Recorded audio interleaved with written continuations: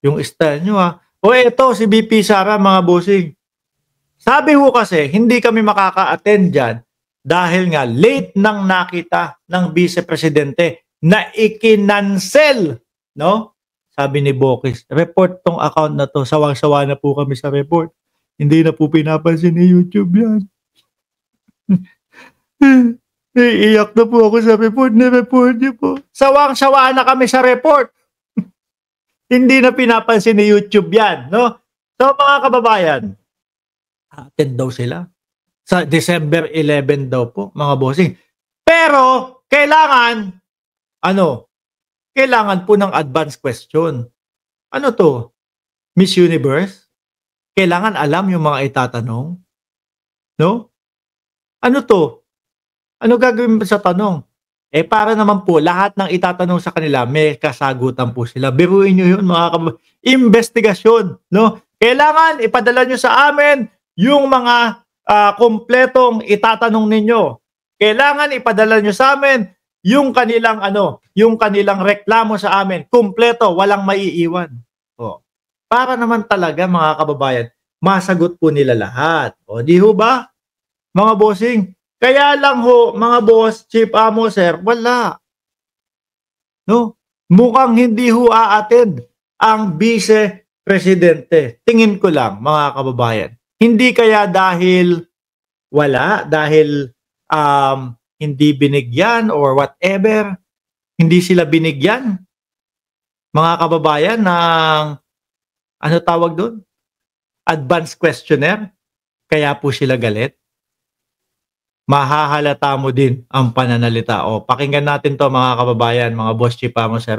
Now, ang pagbabantay. Ayan, eto. Game. Pa rin daw masabi ni Vice President Sara Duterte kung makakasipot siya sa NBI sa December 11. Ayan. Biglang hindi yata daw, hindi pa masabi kung makakasipot daw po ang Vice Presidente. Akala ko ba December 11 sisipot kayo? Kasi late lang nakita yung pag-cancel ng yung pag-cancel nung Congress. Pinagbigyan na kayo. Kasi ang dahilan po nila, mga kababayan, sa Congress kasi meron kaming hearing dun eh. Kaya hindi namin ma-attendan yung sa NBI. So ngayon, mga kababayan, ang ginawa po ng Congress, isang araw bago po yung investigasyon ng NBI sa kanila, kinancel na po. At binigyan sila ng pagkakataon at ng tamang oras para ma-absorb ho nila, mga bossing, na malaman nila na cancel na po yung sa Quadcom. Pero sabi, wala, hindi pa din daw ho a-attend, mga boss. No? Kasi late na nga daw po. At humihingi ng advance question. Ang tingin ko dito, kaya medyo gaganong-ganon ang Vice Presidente na magdesisyon, mga kababayan, baka hindi pinagbigyan yung advance question nila. Investigasyon, advance question, ang hinihingi ninyo. Di ba? Kumbaga, kailangan nila ng cheat code. Tuloy natin. Pinatatawag ang bise para bigyang linaw ang pagbabanta niya sa buhay ni na Pangulong Bongbong Marcos, First Lady Liza Araneta Marcos at House Speaker Martin Romualdez. Yan, malinaw na malinaw ho yan, mga bossing. No? Ewan ko na lang, DDS kayo kapag kaiba ang pagkakaintindi nyo dyan. Kagaya ni Panelo. Di ba? Ibang-iba ang pagkakaintindi ni Panelo at ibang-iba ang paliwanag ni Panelo dyan, mga bossing. Kasi nga, ayaw niya na malintikan po yung mga sinusuportehan nila, si dating Pangulong Duterte at si VP Sara. No? Kaya iniiba po nila yung mga explanation sa mga bagay-bagay na ito. Ang linaw-linaw ho, mga kababayan. Ano sabi? Di ba? Pag nategi ako, meron na akong inutusan. Yung inutusan ko na yon, hindi titigil yon. Nategihin si PBBM, si First Lady Liza Marcos, at si Martin Romualdez. Kayo ho, mga kababayan, kunyari kayo, hitman kayo, no? Kunyari kayo, hitman kayo. So, ang sinabi sa inyo ng tao, pag nategi ako ito ang utos ko sa iyo, tegihin mo sila. Paano ka pa mababayaran nung nag-utos sa iyo kung tegi na siya, mga bossing, kung wala na siya sa mundong ibabaw? Siyempre, para mapa-oo yung hitman, mga boss, sasabihin nung nag-uutos, o eto paunang bayad, kung sakali na may paunang bayad, ano? Or baka may nakalaan ng pera, o dito mo kukunin yung pera kapag ka ganun. Pag may ganyan mga kababayan, obligado nang gawin nung hitman yan, mga boss. Paano pag biglang sinabi ng Vice President, nagbago na pala ang isip ko, no? Huwag mo na palang hintayin akong mategi. Yariin mo na ngayon, no? Paano pagka ganun? May pagtatangka na po. May plano na po, mga kababayan. Kaya nga po hindi lang po sa Pilipinas, mga bossing, no? Hindi lang po sa Pilipinas nabalita itong pagbabanta ng Vice Presidente. Naging kahiya-hiya tayo sa buong mundo. Halos pag-scroll ka ng cellphone, yung mga ibang nagbabalita, yung mga international na nagbabalita, ayun. Sabi, ganito pala talaga sa Pilipinas, ano? Meron palang, sabi ni Tres, naalala ko bigla si Trillanes, meron palang metopak na Vice Presidente sa Pilipinas, ano? Yung ganyan, mga kababayan. Di ho ba?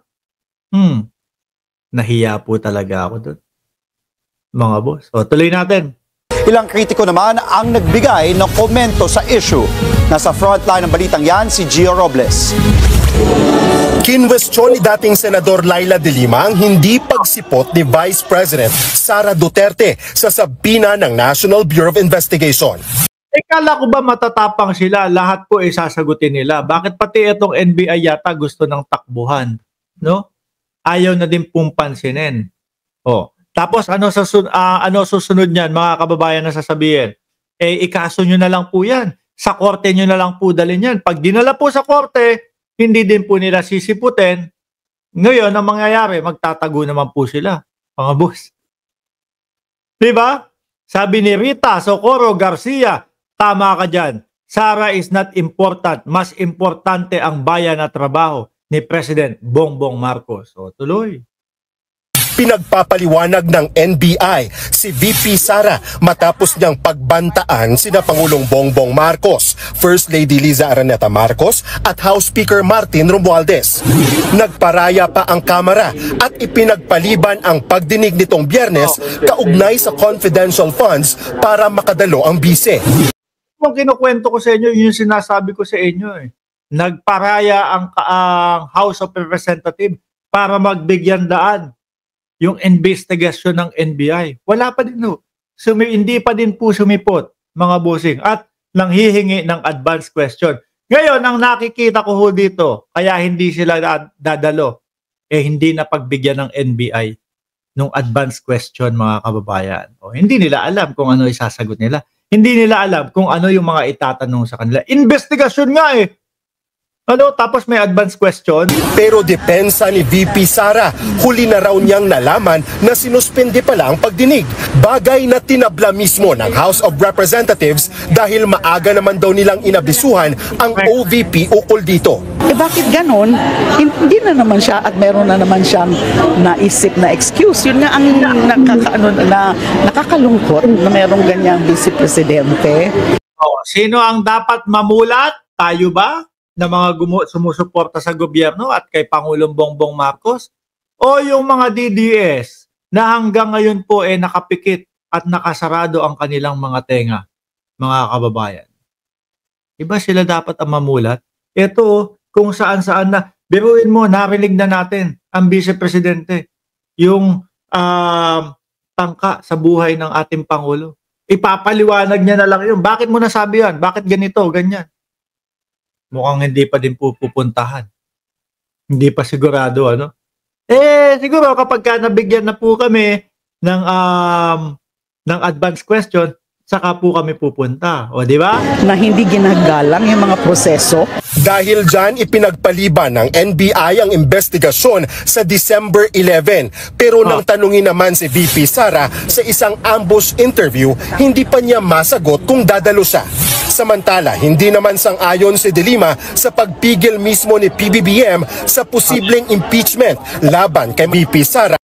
Huwag kang mag-alala, hindi kami naniniwala doon, no? Sa pagpigil ni Pangulong Bongbong Marcos. Charing lang ng Pangulo yun, mga boss. Dahil aksaya lang daw ito ng panahon. Hayaan na lang daw dapat. Pero masakit sa part ni ano yun, ha? Ni VP Sara. Kumbaga parang, huwag nyo nang anuhin yan, walang kwenta yan. Oh, sabi ni Meliton, no? Ginagalit nyo si Meliton. Sir Meliton, ginagalit kanila, ano? Tingnan mo, napapamura tuloy. OLOL. Di ba ang spell nun, ULOL? Oh, Oguk. Mangsama kayo ni De Lima. Ba't ginagalit nyo si Meliton? Baka uminit ang ulo nito. Nasasaktan si Meliton tuloy. Meliton Apuya. Saan mo naman nakuha yung pangalan mong yan? Baka pwede mo naman palitan ng mga kagaya ng Spider-Man. Yung mga ganun. Ang bantot ng pangalan mo. Pag nag-comment ka, magmumura ka na lang. Sama pa ng mabantot mong pangalan. Dapat pinapalitan mo. No? Kagaya ng meron dito yung mga arkitekto ako o yung mga ganyan. Diba? Ko-comment ka sa amin, pangalan mo, Meliton Apuya, magmumura ka pa, galit ka pa. Palitan mo, boss, ang pangit, ha? Pasensya na. At ng Pangulo na gumulong ang proseso. Kung si Attorney Chel Jokno naman ang tatanungin, I think it should be beyond politics. Pagdating sa accountability, yung dapat umiral, yung kung ano yung totoo. Kung talaga may sala, dapat talaga may parusa. Yan ang katotohanan ho, mga kababayan. No? Ipatawag ang mga may sala. Sibakin yung mga hindi dapat na mga nasa pwesto. Ganun yung tama, mga bossing. Ano po?